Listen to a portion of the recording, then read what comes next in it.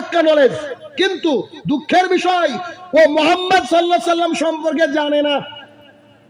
এই মানুষটা কবরে কি করে পরিত্রাণ পাবে? কবরে গিয়ে প্রথম আপনাকে প্রশ্ন করা হবে।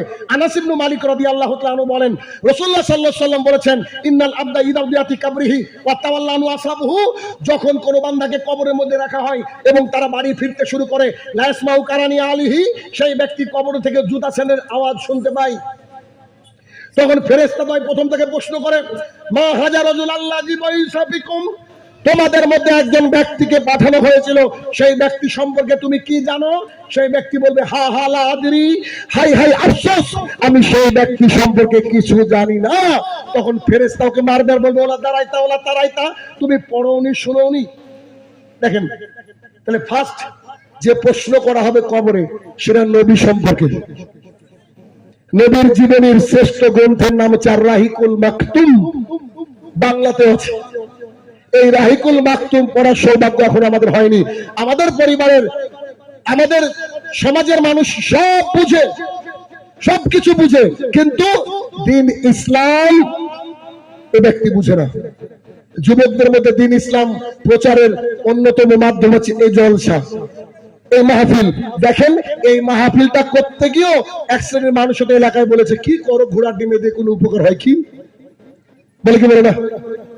এক শ্রেণীর মানুষ আছে, মানে না ওদিকে না এদিকে, কোনো কিছু করবে না। তাই তো একটা মজার ঘটনা, এখন একটা খুব দেখবেন, খুব ভালো ভালো সে লেভেলের শিক্ষিত মানুষ, যারা নিজেকে শিক্ষিত মনে করে, নাস্তিক টাইপের, তারা বলে আপনারা বুখারী নিয়ে পড়ে থাকেন, আপনারা কোরআন নিয়ে পড়ে থাকেন, ইত্যাদি ইত্যাদি ইত্যাদি, বলে কি বলে না ভাইরা আমার? এটা বলে। তো এখন যদিও কথাটা মজার, কিন্তু কথা বলে অনেক শিক্ষা আছে। একটা ইয়াং ছেলে মসজিদে ঢুকে গিয়েছে, মসজিদে ঢুকে যাওয়ার পর বলছে, হুজুর কি করেন? বলছে, বেটা বুখারীর দার্স দি। বুখারীর দার্স মানে বুখারী পড়ে শোনাচ্ছে, অনেকগুলো লোক আছে। তো বলছে, ছি ছি ছি, এই বিজ্ঞানের জামানায় এসে আপনাকে এখনো বুখারী পড়তে হবে? মানুষ কোথায় চাঁদে পৌঁছে গেল, আর আপনি মসজিদে বসে বুখারী পড়াচ্ছেন এখনো? এই জন্য তো আমাদের মুসলমান সমাজের উন্নতি নাই। হুজুর বলছে, তাই নাকি? এটা আবার বড় কি ব্যাপার? তখন আশ্চর্য, বড় কি ব্যাপার মানে? তো বলছে, না এটা কোনো বড় ব্যাপার না, এক সৃষ্টি আর এক সৃষ্টির কাছে যাওয়ার চেষ্টা করছে, এটা আবার এমন কি বড় ব্যাপার? বুঝেন বোধ হয়। চাঁদে কারা যাচ্ছে? মানুষ। মানুষ কার সৃষ্টি? আল্লাহর। চাঁদ কার সৃষ্টি?